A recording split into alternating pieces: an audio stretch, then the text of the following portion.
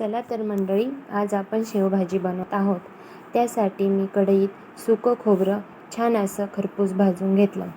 त्यानंतर कढईत तेल, कांदा, लसूण, आलं, हिरवी मिरची, बारीक कापलेला टोमॅटो आणि मीठ टाकून ते छान असं शिजवून घेतलं आणि त्याचं वाटण तयार करून घेतलं.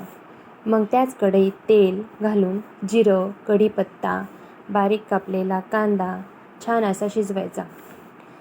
मग त्यात धना पावडर, लाल मिरची पावडर, हळद, घरगुती मसाला आणि मीठ घालायचं. त्यात पाणी घालून मसाल्यांना छान असा रंग येईपर्यंत ते शिजवून घ्यायचं. मग त्यात केलेलं वाटण घालून छान अशी 7 ते 8 मिनटं उकळी येईपर्यंत थांबायचं. उकळी आल्यानंतर त्यात शेव टाकायची आणि वरून कोथिंबीर टाकून द्यायची. चला तर तयार आहे आपली शेवभाजी.